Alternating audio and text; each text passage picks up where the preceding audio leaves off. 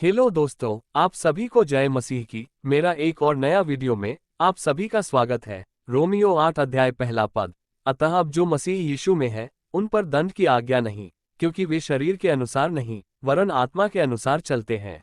दूसरा पद, क्योंकि जीवन की आत्मा की व्यवस्था ने मसीह यीशु में मुझे पाप की और मृत्यु की व्यवस्था से स्वतंत्र कर दिया है। दोस्तों, यहूदी व्यवस्था के कारण दंड आता है, व्यवस्था के कारण मृत्यु का दंड आता है।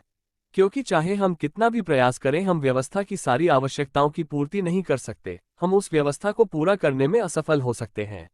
व्यवस्था कहती है कि तू अपने परमेश्वर से अपने सारे मन से और अपने सारे प्राण से और अपनी सारी बुद्धि से और अपनी सारी शक्ति से प्रेम रखना। व्यवस्था विवरण 6 अध्याय 5 पद। दोस्तों, कौन इस आज्ञा को पूरी कर सकता है?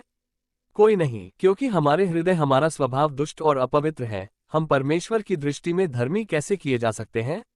ये हमारे लिए असंभव है। और यह जो व्यवस्था है, इस व्यवस्था के द्वारा प्रत्येक व्यक्ति जो परमेश्वर पर विश्वास करता है, इस व्यवस्था को पूरा न करने की वजह से अपराधी घोषित हो चुका है। इसलिए परमेश्वर का वचन कहता है, रोमियो 3 अध्याय 23 पद, इसलिए कि सबने पाप किया है और परमेश्वर की महिमा से रहित है। लेकिन दोस्तों, रोमियो 8 अध्याय उसका 2 पद में लिखा है, क्योंकि जीवन की आत्मा की व्यवस्था ने मसीह यीशु में मुझे पाप की और मृत्यु की व्यवस्था से स्वतंत्र कर दिया।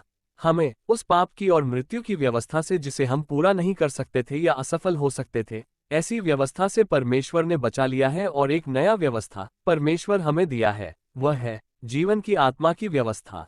दोस्तों, आज आत्मा के द्वारा जो लोग चलते हैं, वे ही परमेश्वर के नज़र में धर्मी और पवित्र ठहरते हैं।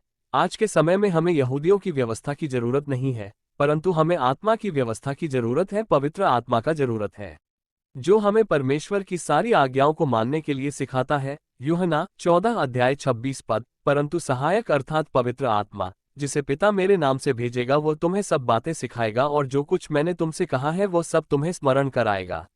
और दोस्तों, पवित्र आत्मा हमें परमेश्वर के लिए पवित्र बनाता है। और दोस्तों, उस पवित्र आत्मा को पाने के लिए आपको और मुझे मसीह यीशु में विश्वास करने की जरूरत है, क्योंकि परमेश्वर का वचन रोमियो 8 अध्याय 1 पद में लिखा है, अतः अब जो मसीह यीशु में है उन पर दंड की आज्ञा नहीं, क्योंकि वो शरीर के अनुसार नहीं वरन आत्मा के अनुसार चलते हैं। जो प्रभु यीशु मसीह पर विश्वास करते हैं और उसे अपना उद्धारकर्ता स्वीकार करते हैं, उन लोगों पर दंड की आज्ञा नहीं, क्योंकि वह व्यवस्था जो कि मृत्यु की व्यवस्था है, उस पर नहीं चलते, परंतु आत्मा की व्यवस्था के अनुसार चलते हैं। और जब हम मसीह यीशु में रहते हैं और आत्मा के अनुसार चलते हैं, तो परमेश्वर की दृष्टि में हम धर्मी ठहरते हैं। रोमियो 5 अध्याय 1 पद। अतः जब हम विश्वास से धर्मी ठहरे, तो अपने प्रभु यीशु मसीह के द्वारा परमेश्वर के साथ मेल रखें और न्याय के बाद नरक में जाने से बच पाएंगे, क्योंकि हम सबका न्याय होना पहले से ही नियुक्त है।